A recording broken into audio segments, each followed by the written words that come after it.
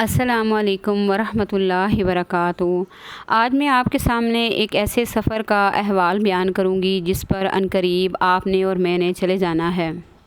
اللہ تعالیٰ قرآن پاک میں ارشاد فرماتے ہیں، کل نفس ذائقۃ الموت، سورہ آل عمران آیت نمبر 185۔ ہر جاندار نے موت کا ذائقہ چکھنا ہے۔ موت ایک ایسی حقیقت ہے کہ جس کا انکار دنیا کا کوئی مذہب اور کوئی انسان نہیں کر سکتا۔ جب قرآن پاک میں چکھنے کا لفظ آیا تو ہر انسان اپنے اعمال کے مطابق موت کا ذائقہ چکھے گا۔ کچھ لوگوں کے لیے یہ ذائقہ بہت خوشگوار ہوگا، جیسے شہید کے بارے میں آتا ہے کہ اس کو موت کی تکلیف نہیں ہوتی، اور جو لوگ ہر فرض نماز کے بعد آیت الکرسی پڑھتے ہیں ان کو شہادت اتنا درجہ ملتا ہے اور ان کو بھی موت کی سختی نہیں ہوتی۔ لیکن بعض لوگ ایسے ہیں کہ جن کے اعمال کی وجہ سے ان کا یہ ذائقہ ان کے لیے انتہائی کڑوا ہونے والا ہے۔ ایک اور جگہ اللہ تعالیٰ ارشاد فرماتے ہیں، وَجَاءَتْ سَكْرَةُ الْمَوْتِ بِالْحَقِّ، اور موت کی سختی حق لے کر آ پہنچی۔ سورہ قاف آیت نمبر 19۔ حق سے مراد عالم برزخ کے حقائق، سچائیاں ہیں۔ فرشتے نظر آ جاتے ہیں، عذاب یا ثواب کا یقین انسان کو ہو جاتا ہے، اور جو ہی فرشتے انسان کو نظر آ جاتے ہیں انسان کو یہ پتہ چل جاتا ہے کہ اس نے جنت میں جانا ہے یا جہنم میں۔ رسول اللہ صلی اللہ علیہ وسلم نے مومن اور کافر کی موت کی الگ الگ کیفیت بیان فرمائی ہے۔ آپ صلی اللہ علیہ وسلم نے فرمایا، جب مومن کی موت کا وقت آتا ہے تو سورج کی طرح روشن چہروں والے فرشتے جنت سے معطر سفید ریشمی کفن اپنے ساتھ لاتے ہیں۔ آ کر مومن آدمی کو السلام علیکم کہتے ہیں۔ ملک الموت روح قبض کرنے سے پہلے اسے خوشخبری دیتے ہیں۔ اب اس میں اہم پوائنٹ یہ کہ آتے ساتھ ہی سلام کرتے ہیں۔ دنیا میں سلام کی عادت ہوگی تو فرشتوں کو بھی سلام کریں گے اور ان کے سلام کا جواب بھی دیں گے۔ اے پاک روح، خوش ہو جا، تیرے کے لیے اللہ کی رحمتیں اور جنت کی نعمتیں ہیں۔ یہ خوشخبری سن کر مومن آدمی کے دل میں اللہ کے پاس جانے کی زبردست خواہش پیدا ہو جاتی ہے، اور مومن آدمی کی روح جسم سے اس طرح نکل آتی ہے جس طرح مشکیزے کا منہ کھول دینے سے پانی بہہ نکلتا ہے۔ فرشتے روح قبض کرنے کے بعد اسے خوشبودار سفید ریشمی کفن میں لپیٹتے ہیں اور آسمان کی طرف لے جاتے ہیں۔ اس وقت مومن آدمی کی روح سے اس قدر تیز مسک سی خوشبو آتی ہے کہ آسمان کے فرشتے اسے محسوس کر کے آپس میں کہتے ہیں، کسی مومن آدمی کی روح اوپر آ رہی ہے۔ فرشتے آسمان کے دروازے پر دستک دیتے ہیں تو آسمان اول کے فرشتے پوچھتے ہیں، یہ کون پاک روح ہے؟ جواب میں فرشتے بتاتے ہیں، یہ فلاں ابن فلاں ہے۔ آسمان کے فرشتے اس کے لیے دروازہ کھول دیتے ہیں، اسے خوش آمدید کہتے ہیں اور اس پاک روح کو اللہ کی رحمتوں اور نعمتوں کی بشارت دیتے ہیں۔ فرشتے اسے دوسرے آسمان کی طرف لے کے جاتے ہیں۔ آسمان اول کے فرشتے مومن آدمی کی عزت افزائی کے لیے دوسرے آسمان تک اسے الوداع کہنے جاتے ہیں۔ دوسرے آسمان پر مومن کی روح کو پہلے آسمان کی طرح خوش آمدید کہا جاتا ہے، پھر تیسرے، چوتھے، حتیٰ کہ ساتویں آسمان تک روح پہنچ جاتی ہے۔ وہاں پہنچنے کے بعد اللہ تعالیٰ کی طرف سے حکم ہوتا ہے کہ میرے اس بندے کا نام علیین یعنی بلند مرتبہ لوگوں کی فہرست میں لکھ لو۔ اس کے بعد اس کی روح کو جسم میں سوال و جواب کے لیے لوٹا دیا جاتا ہے۔ قبر میں آنے والے فرشتوں کو منکر اور نکیر کہا جاتا ہے۔ اب ان کی کیا حلیے ہوں گے؟ منکر اور نکیر کی آنکھیں تانبے کے دیچکے کے برابر بڑی بڑی، دانت گائے کے سینگ کے برابر ہوں گے۔ منکر نکیر اپنے دانتوں سے زمین کو اکھیڑتے ہوئے آئیں گے۔ ان کی آواز میں گرجنے والے بادلوں جیسی کڑک اور آنکھوں میں چندھیا دینے والی چمک ہوگی۔ انسان کو آ کے بٹھائیں گے اور صرف 3 سوال کریں گے۔ نمبر 1، من ربو کا، تیرا رب کون ہے؟ من نبیو کا، تیرا نبی کون ہے؟ اور ما دینو کا، تیرا دین کون سا ہے؟ مومن آدمی قبر کی تاریکی، تنہائی اور منکر نکیر کے انتہائی ڈراونے چہرے دیکھنے کے باوجود کسی قسم کا خوف اور گھبراہٹ محسوس نہیں کرتا، اور پورے اطمینان سے منکر نکیر کے سوالوں کا جواب دیتا ہے۔ بعض اہل ایمان کو سوال و جواب کے وقت سورج غروب ہوتے دکھایا جاتا ہے۔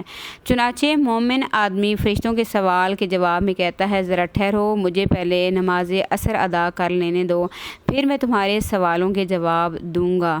اب آپ کو عصر کی نماز کا بھی اندازہ ہو گیا ہوگا کہ اللہ نے کتنی زیادہ اہمیت رکھی ہے اس عصر کی نماز کی، جسے نماز صلاۃ وسطیٰ بھی کہا جاتا ہے۔ کہ انسان کو جن لوگوں نے دنیا میں نماز پڑھی ہوگی، جن کو دنیا میں نماز پڑھنے کی ٹینشن ہوگی، تو وہی ٹینشن ان کو پھر قبر میں بھی ہوگی۔ جب اسے معلوم ہوتا ہے کہ یہ نماز ادا کرنے کی جگہ نہیں، تو پھر وہ منکر نکیر کے سوالوں کے جواب دیتا ہے۔ سوال و جواب کے بعد جہنم کی طرف ایک سوراخ کر کے مومن آدمی کو جہنم کی آگ دکھائی جاتی ہے اور اسے بتایا جاتا ہے کہ یہ ہے آگ، وہ آگ جس سے اللہ نے تجھے اپنے فضل سے بچا لیا۔ پھر جنت کی طرف ایک سوراخ یا دروازہ کھول دیا جاتا ہے، جس سے مومن آدمی جنت کی نعمتوں کا نظارہ کر کے خوشی محسوس کرتا ہے۔ اللہ تعالی ہمیں بھی ان لوگوں میں شامل کرے۔ اس وقت مومن کو جنت میں اس کا گھر بھی دکھایا جاتا ہے۔ اس کی قبر 70 ہاتھ فراخ کر دی جاتی ہے، 14ویں کے چاند جیسی چاندنی سے منور کر دی جاتی ہے۔ جنت کا خوشبودار لباس اسے پہنا دیا جاتا ہے۔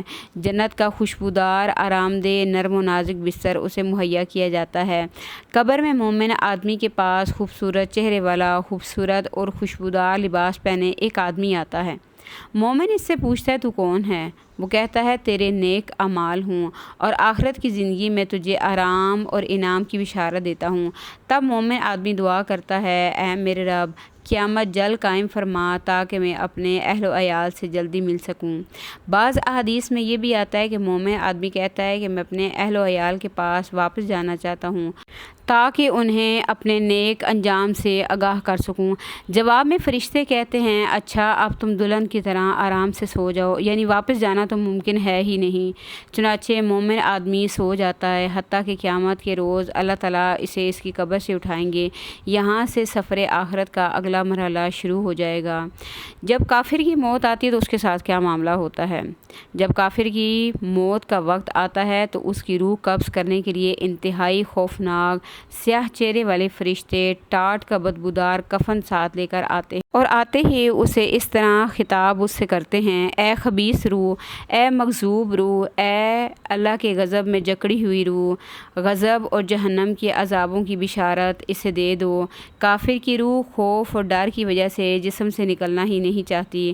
فرشتے اسے اس طرح کھینچ کر نکالتے ہیں جس طرح کانٹے دار لوہے کی سلاخ گیلی اون سے زبردستی کھینچ کر نکالی جاتی ہے۔ قرآن مجید میں اس کیفیت کا ذکر ان الفاظ میں کیا گیا ہے، وَالنَّازِعَاتِ غَرْقًا، قسم ہے ان فرشتوں کی جو کافروں کی جان جسم میں ڈوب کر نکالتے ہیں۔ سورہ النازعات، یعنی وہ نکلنا ہی نہیں چاہتے مگر فرشتے اسے زبردستی نکالتے ہیں۔ ایک اور جگہ ارشاد ہوتا ہے، سورہ الانعام آیت نمبر 93، کاش تم ظالموں کو اس حالت میں دیکھ سکو جب وہ موت کی جان کنی میں مبتلا ہوتے ہیں اور فرشتے ہاتھ بڑھا بڑھا کر کہہ رہے ہوتے ہیں، لاؤ نکالو اپنی جان، آج تمہیں ان باتوں کی پاداش میں رسوا کن عذاب دیا جائے گا جو تم ناحق اللہ کے بارے میں کہا کرتے تھے۔ اس وقت کافر کی روح سے اس قدر غلیظ بدبو آتی ہے جس طرح کسی گلے سڑے مردار سے انتہائی مکروہ بدبو آتی ہے۔ فرشتے جب اسے آسمان کی طرف لے کر جانے لگتے ہیں تو آسمان کے فرشتے وہیں اس کی بدبو محسوس کر لیتے ہیں اور کہتے ہیں کوئی خبیث روح آسمانوں کی طرف لائی جا رہی ہے۔ چنانچہ جب موت کے فرشتے کافر کی بدبودار روح لے کر آسمان اول پر پہنچتے ہیں تو دستک دینے پر پوچھا جاتا ہے کہ یہ کون ہے؟ جواب میں موت کے فرشتے کہتے ہیں یہ فلاں ابن فلاں ہے۔ آسمان کے فرشتے جواب دیتے ہیں اس خبیث جسم کی خبیث روح کے لیے کوئی مرحبا نہیں، اس کے لیے آسمان کے دروازے نہیں کھولے جائیں گے، اسے ذلیل کر کے زمین میں واپس بھیج دو۔ چنانچہ فرشتے اسے آسمان اول سے ہی زمین پر پٹخ دیتے ہیں۔ ادھر اللہ تعالیٰ کی طرف سے حکم ہوتا ہے اس کا نام سجین یعنی کافروں کی فہرست میں یا کافروں کے قید خانے میں لکھ دو۔ اس کے بعد اس کی روح سوال و جواب کے لیے دوبارہ اس کے جسم میں لٹائی جاتی ہے۔ قبر میں منکر نکیر جب کافر کے پاس آتے ہیں تو سخت خوفزدہ اور گھبرایا ہوا ہوتا ہے انسان۔ منکر نکیر پوچھتے ہیں، من ربو کا، من نبیو کا، ما دینو کا۔ کافر جواب میں کہتا ہے، ہا لا ادری، ہائے افسوس میں نہیں جانتا۔ منافق آدمی کہتا ہے، میں نے جو کچھ لوگوں کو کہتے سنا بس وہی میں کرتا رہا۔ منافق کے اس جواب کے بعد جنت کی طرف دروازہ کھول کر اسے جنت کی نعمتوں کی ایک جھلک دکھائی جاتی ہے اور اسے بتایا جاتا ہے کہ یہ ہے وہ جنت جس سے اللہ نے تمہیں اور تمہارے نفاق کی وجہ سے محروم کر دیا۔ پھر اس کے لیے جہنم کی طرف ایک دروازہ کھول دیا جاتا ہے جس سے اسے آگ کا عذاب دیا جاتا ہے اور ساتھ ہی اسے جہنم میں اس کی قیامگاہ بھی دکھائی جاتی ہے۔ تب اللہ تعالیٰ کی طرف سے حکم ہوتا ہے اسے آگ کا لباس پہنا دو، اللہم انی اعوذ بک من عذاب القبر۔ اس کے لیے آگ کا بستر بچھا دو، اندھے اور بہرے فرشتے اس پر مسلط کر دیے جاتے ہیں جو اسے لوہے کے گرزوں سے مارتے ہیں۔ رسول اللہ صلی اللہ علیہ وسلم نے فرمایا، گرز اس قدر وزنی ہوتا ہے کہ اگر پہاڑ پر مارا جائے تو وہ ریزہ ریزہ ہو جائے۔ اس کے ساتھ کافر پر 99 اژدہے مسلط ہو جاتے ہیں جو قیامت تک اسے ڈستے رہیں گے۔ رسول اللہ صلی اللہ علیہ وسلم کا ارشاد مبارک ہے، قبر کا اژدہا اس قدر زہریلا ہوتا ہے کہ اگر زمین پر ایک دفعہ پھونک مار دے تو زمین پر سبزہ اگنا بند ہو جائے۔ اللہم انی اعوذ بک من عذاب القبر، اللہم انی اعوذ بک من عذاب القبر۔ ان عذابوں کے ساتھ ایک اور عذاب بھی کافر کو دیا جاتا ہے، اور وہ یہ کہ قبر کی دیواریں بار بار کافر کو شکنجے کی طرح اپنے درمیان جکڑتی رہتی ہیں۔ ہر بار اس کی پسلیاں دوسری طرف کی پسلیوں میں دھنس جاتی ہیں۔ یہ سارے عذاب قیامت تک کافر کو ملتے رہیں گے۔ قبر میں کافر کے پاس ایک انتہائی بدصورت، بدبودار اور ڈراؤنی شکل کا انسان آتا ہے۔ کافر پوچھتا ہے، تم کون ہو؟ وہ کہتا ہے، میں تیرے اعمال ہوں اور تجھے برے اعمال کی خبر دینے آیا ہوں۔ کافر خوف زدہ ہو کر کہتا ہے، اے میرے رب، قیامت قائم نہ کرنا۔ یوں کافر موت کے لمحے سے ہی اللہ کے عذاب میں گرفتار ہو جاتا ہے اور قیامت قائم ہونے تک مسلسل ان سارے عذابوں میں مبتلا رہتا ہے۔ سوال و جواب کے بعد مومن آدمی کی روح کو علیین میں ٹھہرایا جاتا ہے۔ علیین 7 آسمانوں کے اوپر ایک دفتر ہے جس میں نیکوکاروں کا اندراج ہوتا ہے، جبکہ کفار، مشرکین، منافقین کی ارواح کو سجین میں بند کیا جاتا ہے۔ سجین زمین کے نیچے گناہگاروں کا قید خانہ ہے اور وہاں پہ ان کا اندراج کیا جاتا ہے۔ یاد رہے کہ علیین کتاب کا نام بھی ہے جس میں اہل ایمان کے نام درج کیے جاتے ہیں، اور جگہ کا نام بھی ہے جہاں اہل ایمان کی ارواح قیامت تک قیام کریں گی۔ اسی طرح سجین کتاب کا نام بھی ہے جس میں کفار اور مشرکین کے نام لکھے جاتے ہیں، اور سجین جگہ کا نام بھی ہے جہاں کفار اور مشرکین کی ارواح قیامت تک قید کی جاتی ہیں۔ یہ ہے قبر کی وہ کٹھن گھاٹی جس کے بارے میں رسول اللہ صلی اللہ علیہ وسلم نے فرمایا، میں نے قبر سے زیادہ سختی اور گھبراہٹ والی جگہ اور کوئی نہیں دیکھی۔ اسی قبر کے فتنے سے آپ صلی اللہ علیہ وسلم نے صحابہ کرام کو اللہ کی پناہ طلب کرنے کی تلقین فرمائی اور دعا بھی سکھائی ہے، اللہم انی اعوذ بک من عذاب القبر۔ حضرت عبداللہ بن عباس فرماتے ہیں، رسول اللہ صلی اللہ علیہ وسلم نے ہمیں فتنہ قبر سے پناہ مانگنے کی دعا اس طرح سکھائی ہے جس طرح قرآن پاک کی آیات سکھاتے ہیں۔ ایک دفعہ خطبہ ارشاد فرماتے ہوئے آپ نے صحابہ کرام کو خبردار فرمایا کہ تم لوگ قبروں میں فتنہ دجال کی طرح آزمائے جاؤ گے۔ صحابہ کرام اس قدر خوفزدہ ہوئے کہ زار و قطار رونے لگے۔ امیر المومنین حضرت عثمان قبر کی یاد آنے پر اس قدر روتے کہ داڑھی آنسوؤں سے تر ہو جاتی۔ قبر آخرت کی منازل میں سے سب سے پہلی منزل ہے۔ جس نے اس سے نجات پالی اس کے لیے اگلی منازل بھی آسان ہوں گی، اور جسے اس منزل میں نجات نہ ملی اس کے لیے اگلی منازل بھی اس سے کہیں زیادہ سخت ہوں گی۔ قبر میں 3 سوال کیے جائیں گے منکر نکیر کی طرف سے۔ نمبر 1، من ربو کا، تیرا رب کون ہے؟ من نبیو کا، تیرا نبی کون ہے؟ اور تیسرا، ما دینو کا، تیرا دین کیا ہے؟ بظاہر تو ایسے لگتا ہے کہ ان سوالوں کا جواب دینا بڑا آسان ہے، اور یہ تو بڑے مختصر سے سوال ہیں، یعنی میرا رب اللہ ہے، میرے نبی حضرت محمد صلی اللہ علیہ وسلم ہیں، اور میرا دین اسلام ہے۔ لیکن حقیقت یہ ہے کہ یہ تینوں سوال اس قدر جامع ہیں کہ انسان کی ساری زندگی کا خلاصہ انہی 3 سوالوں کے اندر سمٹ کر آ جاتا ہے۔ قبر میں ان سوالوں کا جواب صرف وہی شخص دے گا جس کی ساری زندگی ان سوالوں کے جواب کے عین مطابق گزری ہوگی۔ حقیقت یہ ہے کہ ان موت کا وقت انسان کی ساری زندگی کا حاصل لمحہ ہوتا ہے۔ مرتے وقت لا الہ صرف اسی شخص کو نصیب ہوتی ہے، اسی شخص کی زبان سے ادا ہوتا ہے یہ کلمہ جس نے عمر بھر خلوص دل سے یہ کلمہ ادا کیا ہو، جس نے اپنی ساری زندگی ان سوالوں کے جواب کے مطابق بسر کی ہوگی۔ من ربک کے جواب میں اشہد ان لا الہ الا اللہ اس شخص کی زبان سے نکلے گا جس نے ساری زندگی واقعی اللہ ہی کو اپنا الہ بنایا، صرف ایک اللہ سے ہی اپنی لو لگائے رکھی، ایک اللہ ہی کو اپنا داتا اور حاجت روا سمجھا، ایک اللہ ہی کو اپنا غوث اعظم اور مشکل کشا سمجھا، ایک اللہ ہی کو اپنی قسمت، اپنی زندگی اور اپنی موت کا مالک سمجھا، اسی کے نام کی نظر و نیاز، اسی کے نام کے چڑھاوے اور منتیں مانی، اسی کے نام کی نماز پڑھی اور روزہ رکھا، اسی کے نام کا صدقہ خیرات دیا، صرف اسی کا خوف دل میں رکھا تو اسی کے زبان سے لا الہ الا اللہ جاری ہوگا۔ لیکن اس کے برعکس جن لوگوں نے اپنی زندگی لا الہ الا اللہ کے مخالف گزاری تو ان لوگوں کی زبان سے لا الہ الا اللہ کیسے نکلے گا؟ ایسا ہی معاملہ دوسرے سوال کا بھی ہوگا، من نبیوں کا، تیرا نبی کون ہے؟ ویسے تو ایسے لگتا ہے نا یہ مختصر سا سوال ہے، تو اس کا جواب بھی مختصر سا ہی ہے اور بڑا آسان ہے، یعنی اشہد ان محمدً عبدہ ورسولہ۔ لیکن اسی مختصر اور آسان جواب کا تعلق بھی انسان کی ساری عملی زندگی کے ساتھ ہے۔ جس شخص نے نماز، روزہ، صدقہ خیرات سے لے کر اٹھنے بیٹھنے، سونے جاگنے اور کھانے پینے تک، تجارتی لین دین سے لے کر شادی بیاہ اور مرنے جینے تک سارے معاملات میں صرف رسول اللہ صلی اللہ علیہ وسلم کا طریقہ اختیار کیا، آپ صلی اللہ علیہ وسلم کے طریقے کی پیروی کی اور اتباع کی ہوگی، انہیں ہی اپنا رہنما اور رہبر مانا ہوگا، انہیں ہی اپنا امام اور پیشوا مانا ہوگا، رسول پاک کو ہی اپنے ماں باپ، اہل و عیال اور دیگر تمام شخصیتوں سے بڑھ کر محبوب جانا ہوگا، اسی کی زبان سے اس سوال کا صحیح جواب نکلے گا۔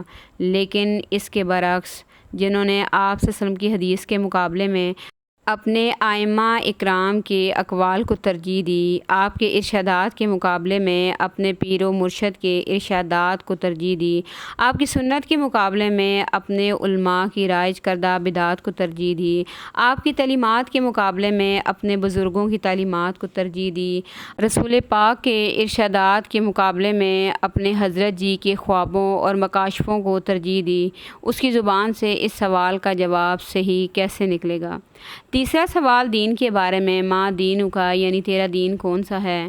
یاد رہے عربی میں دین کا لفظ بڑا ہی وسیع مفہوم رکھتا ہے، انسان جس طریقے پر زندگی بسر کرتا ہے وہی اس کا دین کہلاتا ہے، لہٰذا جس نے اپنی ساری زندگی اسلامی طرز معاشرت کے مطابق بسر کی ہوگی، اسلامی آداب زندگی کو اپنایا ہوگا، اسلامی تہذیب و تمدن کو اپنایا ہوگا، اسلامی قوانین اور احکام کی پابندی کی ہوگی، اسلامی شاعر کا احترام کیا ہوگا، اسی کی زبان سے صحیح جواب نکلے گا۔ لیکن جس نے یہودیوں کے سود کو اپنایا ہوگا، عیسائیوں کی برتھ ڈے کو اپنایا ہوگا، ویلنٹائن ڈے کو اپنایا ہوگا، اپریل فول کو اپنایا ہوگا، ہندوؤں کا طرز معاشرت اختیار کیا ہوگا، شادی بیاہ میں تیل مہندی کی تقریبات کو اپنایا ہوگا، ان کا سا چال ڈھال اپنائی ہوگی، ان کا سا لباس اپنایا ہوگا، ان کی تہذیب و تمدن کو پسند کیا ہوگا، ان کے شاعر سے محبت کی ہوگی، ان کے تہوار منائے ہوں گے، ان کی سیاسی، مذہبی، ملی، سماجی اور ادبی شخصیات کو پسند کیا ہوگا، ان کی قوانین کی پیروی کی ہوگی، تو اس زبان سے میرا دین اسلام ہے کیوں کر نکلے گا۔ لمحہ بھر کے لیے بھی اگر ہم تصور کر لیں کہ تاریکی قبر کی تنہائی، غیر انسانی مخلوق کے ہاتھوں میں لوہے کی گرز، زندگی میں پہلی بار آمنا سامنا، ناکامی کی صورت میں سزا کا خوف، نہ کوئی چھڑانے والا، صحابہ اکرام نے اسی خوف کے پیش نظر رسول اللہ صلی اللہ علیہ وسلم کی خدمت میں عرض کیا، یا رسول اللہ، جس آدمی کے سر پر فرشتہ گرز لیے کھڑا ہوگا وہ تو خوف سے مٹی کا بت بن جائے گا، جواب کیسے دے گا؟ آپ نے ارشاد فرمایا، اللہ تعالیٰ ایماندار لوگوں کو کلمہ توحید کی برکت سے دنیا اور آخرت کی زندگی یعنی قبر میں ثابت قدم رکھے گا، اسے مسند احمد نے روایت کیا ہے۔ حضرت عائشہ نے بھی رسول اللہ صلی اللہ علیہ وسلم کی خدمت میں ایسے ہی خوف کا اظہار کیا، یا رسول اللہ، میں تو ایک کمزور عورت ہوں، قبر میں میرا کیا ہوگا؟ آپ نے انہیں بھی یہی بات ارشاد فرمائی کہ اللہ تعالیٰ اہل ایمان کو کلمہ توحید کی برکت سے قبر کے سوال و جواب میں بھی ثابت قدم رکھے گا۔ قبر میں 3 سوالوں کے علاوہ ایک اور سوال بھی پوچھا جائے گا، کامیاب ہونے والے خوش نصیبوں سے بھی اور ناکام ہونے والے بد نصیبوں سے بھی۔ کامیاب ہونے والوں سے فرشتے سوال کریں گے، ما یدریک، یعنی ہمارے سوالوں کا جواب تمہیں کیسے معلوم ہوا؟ مومن کہے گا، یعنی میں نے اللہ کی کتاب پڑھی، اس پر ایمان لایا اور اس کی تصدیق کی۔ ناکام ہونے والے بدنصیبوں سے بھی فرشتے پوچھیں گے لا دریتا ولا تلیتا، یعنی تو نے نہ جانا نہ پڑھا قرآن پاک کو۔ پھر اس کے دونوں کانوں کے درمیان لوہے کے ہتھوڑے سے مارا جائے گا اور وہ بری طرح چیخنے چلانے لگتا ہے، جس کی آواز جن و انس کے علاوہ پوری مخلوق سنتی ہے، سے بخاری اور ابو داؤد نے روایت کیا ہے۔ مومن اور کافر سے کیے گئے اس چوتھے سوال سے درج ذیل 4 باتیں معلوم ہوتی ہیں۔ نمبر 1، قرآن مجید ہی وہ کتاب ہے جو ہمیں منکر نکیر کے تینوں سوالوں کا ٹھیک ٹھیک جواب مہیا کرنے کے لیے کافی ہے۔ قبر کے امتحان میں صرف وہی لوگ کامیاب ہوں گے جو قرآن مجید پر ایمان لائے اور اسے پڑھا، اسے سمجھا، اس پہ عمل کیا۔ نمبر 3، مرنے کے بعد کافر اور مشرک پر سب سے پہلے فرد جرم جو عائد کی جائے گی وہ یہ ہوگی تم نے قرآن مجید پڑھنے اور جاننے کی کوشش کیوں نہ کی۔ نمبر 4، قرآن مجید نہ پڑھنے نہ سمجھنے کے جرم میں مجرم کے دونوں کانوں کے درمیان یعنی دماغ پر گرز مارے جائیں گے، جس کا مطلب یہ ہے کہ دماغ اللہ تعالیٰ نے قرآن پاک پڑھنے اور سمجھنے کے لیے دیا، اس دماغ کو صحیح مقصد کے لیے استعمال نہ کرنے پر کافر کو یہ سزا دی جائے گی۔ تو ان 4 نکات سے یہ اندازہ لگانا مشکل نہیں ہے کہ ہر انسان کے لیے قرآن پاک پڑھنا، اس کو سمجھنا اور اس پر عمل کرنا اور اسے دوسرے تک پہنچانا کس قدر اہم اور ضروری ہے۔ اللہ تعالیٰ سے دعا ہے کہ اللہ تعالیٰ ہمیں قرآن پاک سمجھ کر پڑھنے کی، اس کے اوپر عمل کرنے کی اور اسے دوسروں تک پہنچانے کی توفیق عطا فرمائے، اور اللہ تعالیٰ ہمیں ایسی ہدایت دے کہ جس کے بعد کوئی گمراہی نہ ہو۔ وآخر دعوانا ان الحمد للہ رب العالمین۔ السلام علیکم ورحمۃ اللہ وبرکاتہ۔